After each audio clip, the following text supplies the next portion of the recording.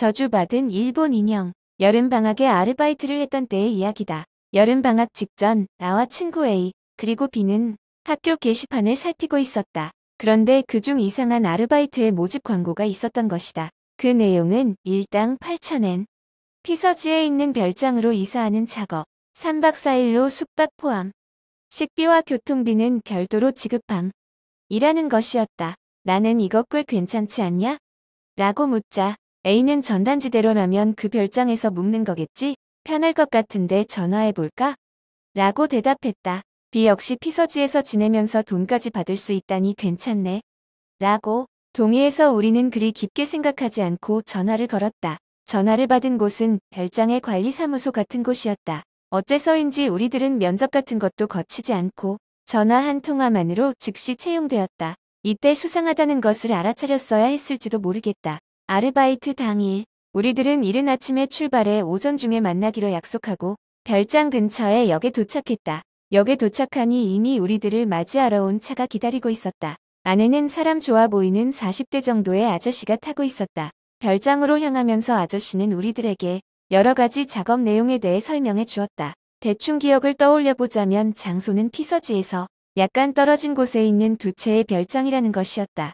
건물이 노후되고 입지가 좋지 않아서 주인이 찾지 않게 되고 어차피 살 사람도 없을 것이라는 생각에 헐어버릴 예정이라고 한다. 그 안에 물건을 모두 옮겨내어 집을 쉽게 허물 수 있게 도우는 것이 우리의 일이었다. 덧붙이자면 짐을 옮기기 위해 매일 저녁 밴이 오지만 작업 자체는 우리들 3명만 하기로 되어 있었다. 식사는 그 밴에 실어서 매번 가져다 줄 테니 걱정할 필요 없다고 하며 별장은 두 곳 모두 전기와 수도가 연결되어 있다고 했다. 휴대폰은 터지지 않지만 전화가 비치되어 있어 불편한 점은 없을 거라고 했다. 또 잠은 자고 싶은 방에서 자도 되지만 어차피 나중에 짐은 다 끌어내야 하니까 이왕 잘 거면 입구에서 가까운 쪽이 좋을걸? 이라고 아저씨는 말했다. 지금에 와서 생각해보니 그것은 외부와 완전히 격리되어 버리는 것을 뜻했다. 상당히 수상한 일이었지만 당시 우리들은 그것까지는 생각하지 못하고 있었다. 별장에 도착하고 나서 우리들은 조금 당황했다. 건물이 낡았다는 이야기는 들었지만 눈앞에 있는 건물은 생각했던 것 이상이었다. 두 채 모두 큰 건물로 보통 집과 별 다름없는 크기의 통나무집 같은 느낌이었다. 하지만 나무벽은 거무스름해져 있었고 해가 비치지 않는 곳이 있어 건물 밑에는 이끼가 가득이었다. 게다가 정원은 몇 년이나 방치한 것인지 완전히 황폐해져 있었다. 나무는 시든 채가지를 여기저기 뻗치고 있었고 무성한 잡초 사이로 여기저기 담쟁이 덩굴이 얽혀 있었다. 나와 친구들이 멍하니 계속 서 있자 아저씨는 밖에서 볼 때는 이렇지만 나는 제법 괜찮아 라면서 가까운 건물부터 내부 소개를 시작했다. 다행히도 아저씨의 말처럼 외부와는 달리 건물 안은 꽤 깔끔했다. 누군가 먼저 조금 정리를 하고 있었던 것인지 현관을 들어서자 옆에 선반에 골판지 상자가 여럿 두어져 있었다. 하지만 그 이외에는 그다지 걱정할 만한 것도 없었고 별장이라고는 해도 평범한 집과 별로 다르지 않다고 생각하며 계속 안내를 받았다. 그 다음에는 다른 한 채의 별장 쪽으로 가게 되었다. 현관을 들어서자 조금 곰팡이 냄새가 풍겼다. 뒤쪽에서는 묘하게 음침한 기운도 느껴졌다. 아저씨는 거리낌 없이 건물 안에 설명을 해나갔지만 마지막에 아직 가지 않았던 1층 복도 안쪽을 보면서 이렇게 말했다. 저 안쪽은 가까이 가지 않는 편이 좋아. 전에 비가 새서 그 이후로 바닥이 미끄러워져서 위험해. 저 안쪽 방에는 별다른 짐도 없어서 그냥 헐어버릴 거니까 아마 곰팡이 냄새는 그 때문인가 라고 납득했다. 대충 설명을 마치고 아저씨는 우리에게 명함을 건넸다. 그러면 잘 부탁해. 라고 말하고 아저씨는 돌아가 버렸다. 첫날은 오후부터 작업을 시작한 탓에 어느 정도 정돈되어 있는 첫 번째 건물부터 시작했다. 건물 2층에 짐을 1층으로 내려놓는 작업을 하고 저녁에 밴을 타고 온 아까와는 다른 아저씨에게 짐을 넘기는 것으로 첫날 작업은 끝났다. 우리들은 곰팡이 냄새가 나는 집에서 자고 싶은 생각은 없었기 때문에 아까 작업을 한 건물의 거실에서 자기로 했다. 저녁 식사를 먹고 목욕을 하자 지쳐 있었던 탓에 금세 잠이 몰려왔다. 다음날 아침 식사를 하고 있는데 B가 이상한 말을 했다. 어젯밤에 이상한 소리 못 들었냐? A가 무슨 소리? 라고 반문하자 B는 밤에 잠이 깨서 화장실에 갔었는데 밖에서 무언가를 질질 끄는 것 같은 이상한 소리가 들렸거든. 왠지 기분 나빠서. 라고 대답했다. 나는 B가 우리를 겁주려고 장난치는 것이라고 생각해. 너는 입만 열면 거짓말이냐? 라고 웃으면서 받아쳤다. 하지만 B는 진지한 얼굴로 장난이 아니라 진짜로 들었어. 라고 말했다. 나는 예상 외인 대답에 조금 당황했다. 그러자 A가 그럼 작업 시작하기 전에 잠깐 주변을 돌아보고 올까? 라고 제안했다. 식사를 마치고 우리는 A의 제안대로 별장 주변을 잠깐 산책하기로 했다. 하지만 주변을 거닐어 보아도 워낙 풀이 무성해서 지나갈 수 없는 곳도 있었는데다 딱히 눈에 띄는 것도 없었다. 결국 그 일은 B가 동물이 지나가는 소리 같은 걸 들은 것으로 일단락됐다. 그날은 전날과 마찬가지로 어제 잤던 건물의 정리를 했다. 하루 이상 걸리지 않을까 걱정했지만 의외로 빨리 작업이 진행되어 그날 중으로 모두 정리하고 짐을 옮겨 보낼 수 있었다. 그날 밤 내가 자고 있는데 옆에서 자고 있던 B가 나를 깨웠다. B는 A도 깨워놓은 상태였다. 이런 밤 중에 왜 깨우는 거야? 라고 투덜거리자 B는 조용히 하고 밖에서 나는 소리를 들어봐. 라고 말했다. 나와 A는 뭐야?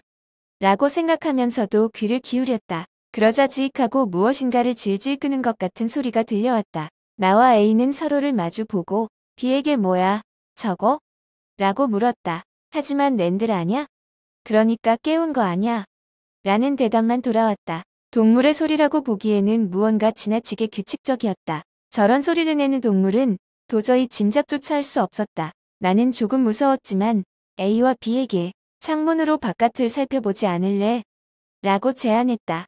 A와 B 역시 나만큼 겁에 질린 듯 했지만 소리의 정체가 마음에 걸렸던 탓에 우리는 창문 쪽으로 이동했다. 커튼을 조금 열어 밖을 보았다. 그러자 다른 쪽 건물 현관 쪽에 무엇인가가 보였다. 어두운 가운데 달빛 외에는 밝은 빛이 없었기 때문에 무엇인지는 잘 보이지 않았지만 1m 조금 넘어 보이는 어린 아이 정도의 사이즈의 무언가가 흔들리면서 거무스름한 것을 질질 끌고 있는 것이 보였다. 우리들이 숨소리 하나 내지 않고 가만히 그것을 바라보고 있자 그것은 스르륵 무엇인가를 질질 끌면서 건물 그림자 쪽으로 사라져갔다. 그것이 완전히 보이지 않게 되고 나서 몇 분쯤 지났을까? A가 뭐야, 저거?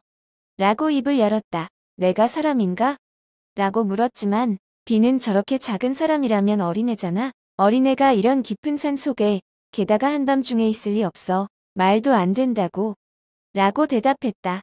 확실히 그 말대로였다. 그렇다면 저것은 무엇이란 말인가? A가 일단 확인하러 갈까? 라고 제안했다. 하지만 나는 완전히 겁에 질려 있었다. 아니야. 어차피 내일 저쪽 건물을 정리하러 갈 거잖아. 그때 같이 확인하자. 라고 바로 말했다. A와 B도 내심 무서웠던지 모두 그렇게 하자고 동의했다. 그리고 그날은 어떻게든 잠을 청했다. 다음날 아침 피로와는 분명히 다른 이유로 우리의 다리는 무거웠다. 하지만 지금은 어젯밤에 그것을 확인하러 가지 않으면 안 된다. 나와 A 그리고 B는 가까이에서 나무 막대를 주워 손에 쥐고 겁을 내면서 어젯밤 그것이 보였던 부근의 덤불을 조사하기 시작했다. 잡초를 헤집으며 별장 뒤편의 덤불을 조사하는 도중 막대기 끝에 무엇인가 부드러운 물건이 닿았다. 나는 A와 B에게 여기 뭐가 있는 것 같아. 라고 외쳤다. 덤불을 밀어 헤쳐보니 그것은 하수구의 진흙같이 생긴 무엇인지 알 수 없는 질척질척한 검은 색의 물체였다. 자세히 보니 그곳에만 있는 것은 아니었다. 띄엄띄엄 여기저기에 떨어져 있었던 것이다. 뒤를 따라가면 별장 뒤의 벽에도 찰싹 달라붙어 있었다. 게다가 그 물체의 흔적을 따라가 보니 정말 별장 마루 밑쪽까지 자국이 계속되어 있었다. 그렇지만 그 이상 이상한 것은 없었다. 마루 밑쪽도 살펴봤지만 입구 부근에 그 질척질척한 물체가 있는 반면 안쪽에는 없는 것 같았다. 나도 A도 B도 왠지 조금 기대하고 있던 것이 빗나갔던 것인지 김이 빠진 느낌이었다. 우리는 결국 어딘지 꺼림칙한 느낌을 가지고 이사 작업을 계속하기로 했다. 오후가 되고 2층 부분이 슬슬 정돈되기 시작해서 조금 쉬자고 B가 말을 꺼냈다. 그러자 1층에 있던 A가 잠깐 이쪽으로 좀 와볼래? 라고 우리들을 불렀다. 1층에 내려가 보니 A는 전에 비가 새서 바닥에 곰팡이가 피고 있다던 복도의 앞 근처에 서서 우리들을 손짓으로 부르고 있었다. 비가 왜 그래? 무슨 일 있냐? 라고 묻자 A는 이 안쪽에서 뭔가 부스럭거리는 소리가 나는데 뭔가 있는 걸까? 어제 그거라던가. 라고 정색을 하고 말했다. 나는 순간 오싹했지만 겁내고 있는 것을 들키고 싶지 않았기 때문에 그럼 확인해 볼까? 라고 제안하고 가고 싶지 않았지만 복도 안쪽으로 걸어가기 시작했다. 그러자 안쪽으로부터 부스럭하고 무엇인가가 꿈틀거리는 소리가 들려왔다. 우리는 모두 굳어 있었다. 비가 동물이라도 안에 들어가 있는 거겠지? 라고 전혀 자신 없는 것처럼 말했다. 하지만 어제의 일도 있으니 정말 무섭다. 그렇지만 공포와 더불어 확인을 하고 안심하고 싶다는 기분도 공존하고 있었다. 그래서 우리는 용기를 쥐어짜내 어둑어둑한 복도 안쪽으로 들어가 보기로 했다. 바닥은 습기로 인해 곰팡이 투성이인 모양이었고 걸을 때마다 기분 나쁜 소리가 났다. 거기다 안쪽에서 들려오는 바스락거리는 소리도 사라질 기미가 보이지 않는다. 그래도 우리는 용기를 내서 앞으로 나아갔다. 그리고 복도의 안쪽에 어두운 곳, 그 소리를 낸 것이 있었다. 그것은 배 부근에서 피를 흘리고 있는 고양이였다. 아직 희미하게 숨이 붙어있는 모양인지 발버둥을 치고 있었고 거친 주변에 다리가 부딪혀 소리가 나고 있던 모양이었다. 우리들은 그것을 보자마자 소리를 지르며 그 자리에서 도망쳤다. 별장의 밖까지 도망치고 한동안 멍하게 있었다. 그리고 A가 저 고양이 거의 죽어 있었어. 라고 말했다. 나도 애초에 왜 저딴 곳에 심하게 다친 고양이가 있는 거야? 이상하잖아.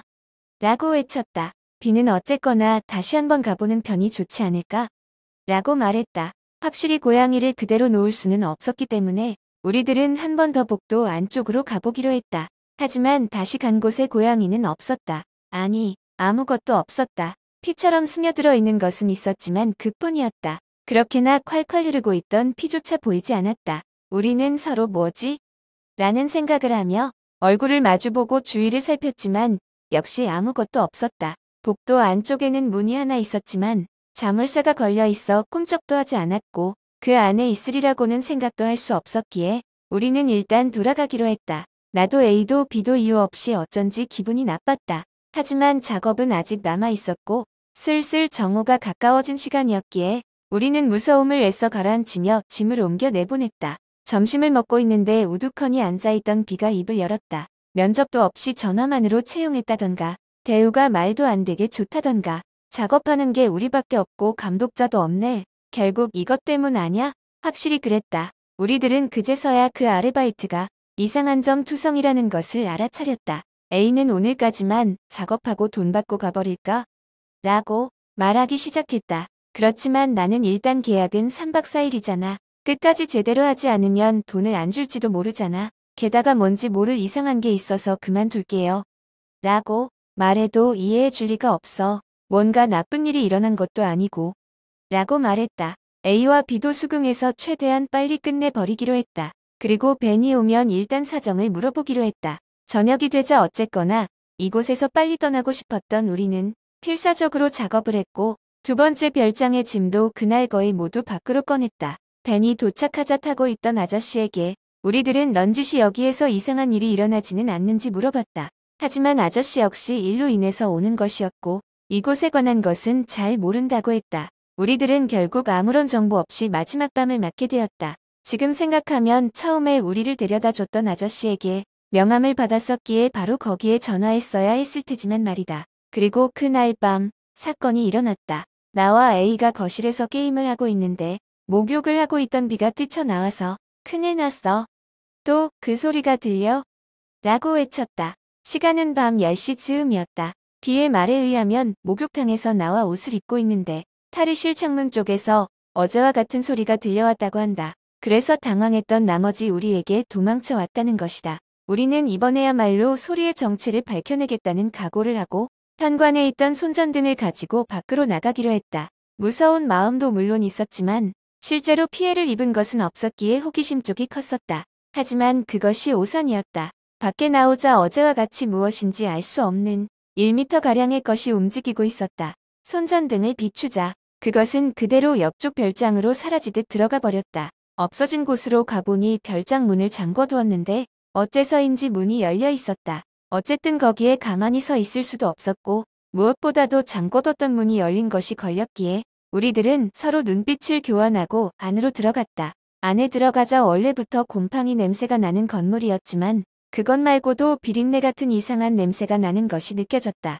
이상한 분위기 속에서 나는 복도에 불을 켜기 위해 스위치를 찾고 있었다. 그러다 나는 한 가지 이상한 점을 알아차렸다. 현관 옆 신발장 쪽 벽에 꽃병에 가려져 있어 그간 알아차리지 못했던 것이 있었다. 분명히 부적이 붙어 있었다. 불을 켜서 주변을 조사해보니 거기뿐 아니라 복도 천장에도 부적이 붙어 있었다. 우리는 서로 얼굴을 마주보며 역시 뭔가 이상해 라고 수긍했다. 그러자 그때 복도 안쪽, 지난번 고양이가 있었던 곳에서 끼익하고 문이 열리는 소리가 났다. 그 안에는 그때 문이 잠겨 열리지 않았던 문밖에 없다. 그리고 복도 모퉁이 쪽에서 무엇인가를 질질 끄는 것 같은 기분 나쁜 소리가 들렸다. 우리들은 겁에 질려 아무 말도 못하고 그 자리에 그저 서 있을 뿐이었다. 그리고 복도 모퉁이에서 무엇인가가 우리를 바라봤다. 우리는 숨을 들이켰다. 그것은 어린아이 크기의 일본 인형이었다. 인형의 목만 무표정한 얼굴로 복도 모퉁이에서 우리를 바라보고 있었다.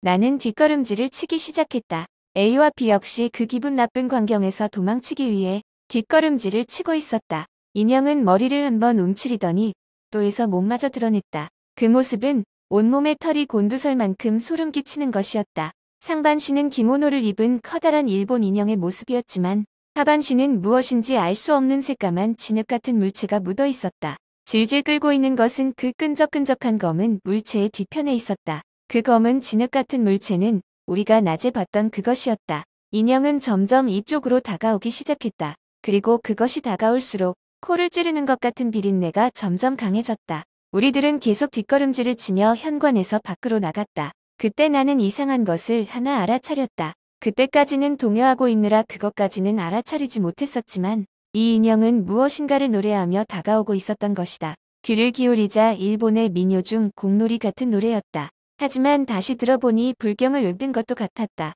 어쨌거나 그 인형은 기분 나쁜 곡조의 노래를 부르면서 다가오고 있었다. 꽤 가까운 곳에 있었지만 어째서인지 가사는 전혀 알아들을 수가 없었다. 우리들이 겨우 길가까지 나왔을 때 B가 위험해 라고 나와 A에게 숲 쪽을 가리키며 외쳤다. 나와 A가 숲 쪽을 바라보자 이곳 저곳의 덤불들이 부스럭거리며 흔들리고 있었다. 마치 무언가 많은 것들이 이쪽으로 달려오는 것 같았다. 게다가 그 수는 점점 늘어나고 있었다. 부스럭거리는 소리에 섞여 인형이 부르는 것과 같은 곡조의 노래가 여기저기서 들리기 시작했다. 나는 A와 B에게 도망치자 라고 큰 소리로 말하고 그대로 전력으로 도망치기 시작했다. 우리들은 온 힘을 다해 숨이 차서 움직일 수 없을 때까지 달렸다. 결국 지친 A가 좀 기다려 라고 우리를 불러 세웠을 때야 우리는 겨우 멈춰서 정신을 차릴 수 있었다. A는 숨을 헐떡이며 무서워서 도망치긴 했지만 어쩌지? 우리 짐도 두고 왔잖아 라고 말했다. B도 이유도 모른 채 도망치긴 했는데 이제 어떻게 해야 하냐?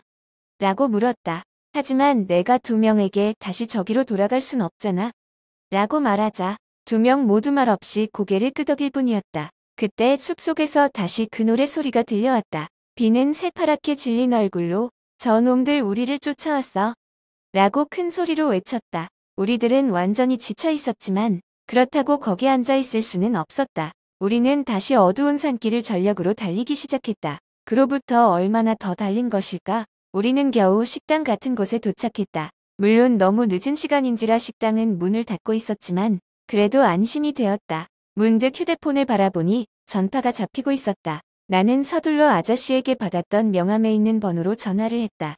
하지만 너무 늦은 시간인 탓인지 전화를 받지 않는다. 그러자 A는 자기 휴대폰으로 어딘가에 전화를 하기 시작했다. A는 전화로 뭐라고 말하다가 잠시 후 여기로 와 주겠대 라고 힘없이 말했다.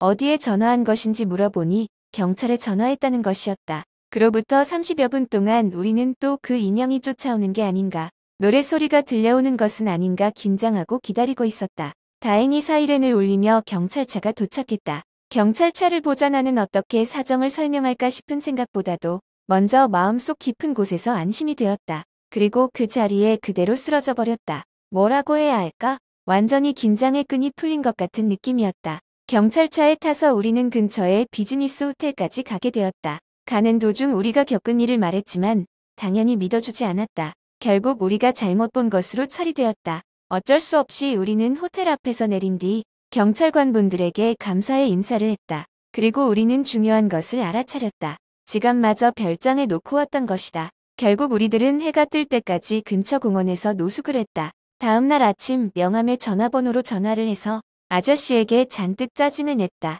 그러자 첫날 역에 마중하러 왔던 아저씨가 부랴부랴 공원까지 우리를 데리러 왔다. 아저씨는 차를 운전하며 정말 미안해 제대로 너희들에게 설명을 해줬어야 했는데 우선 사무실에 가서 모두 이야기해줄게. 라고 손이 발휘되도록 사과했다. 그런 아저씨에게 화를 내기도 좀 그랬기 때문에 우리는 그냥 어색하게 앉아 있었다. 사무실에 도착하자 먼저 누군가가 우리들의 짐을 가지러 간 모양이었다. 20분쯤 후에 짐을 가지고 올 거라고 했다. 그리고 아저씨가 그 별장에 관해 이야기를 하기 시작했다. 예상대로랄까 그 별장 두 채는 그 일본 인형이 나타나기 시작해서 주인이 버려버린 곳이었다고 한다. 그리고 헐어버리기 위해 짐을 옮겨 내보내기 시작했는데 계속해서 이상한 일이 일어났던 것이다. 게다가 소문이 널리 퍼져버렸기 때문에 주변에 사는 사람들은 아무도 그곳에서 작업을 하려 하지 않았다고 한다. 그것이 1년 전의 일이었다는 것이다. 그래서 곤란해진 집주인은 주변 절에 부탁해서 제법 돈을 들여 죄를 지냈다고 한다. 그리고 괜찮아질 거라 생각한 후 그 동네에서 멀리 떨어진 대학교에 광고를 냈다는 것이었다. 그리고 우리는 거기 감쪽같이 속아 걸려들었던 셈이다. 아저씨의 말에 의하면 원래는 밤낮을 막론하고 이상한 일이 일어나고 인형이 목격되었었다고 한다. 하지만 죄를 지낸 이후에는 낮에는 아무 일도 일어나지 않아 괜찮을 거라고 생각하고 있었다는 것이다. 아저씨는 정말 미안하다.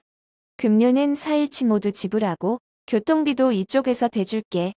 라고 계속 사과했다. 우리들은 이미 화낼 기운도 없었기 때문에 급료와 교통비를 받아서 돌아가기로 했다. 그리고 마지막으로 나는 아저씨에게 질문을 하나 했다. 아저씨, 도대체 그 인형은 뭡니까? 그러자 아저씨는 이렇게 대답했다. 몇 년 전 그 별장에서 주인이 멋대로 고용인에게 손을 댄 적이 있었지. 아이를 유산하고 사라졌다고 하던데 오늘 이야기는 여기까지예요. 오늘 이야기가 재미있으셨다면 구독과 좋아요, 댓글 부탁해요.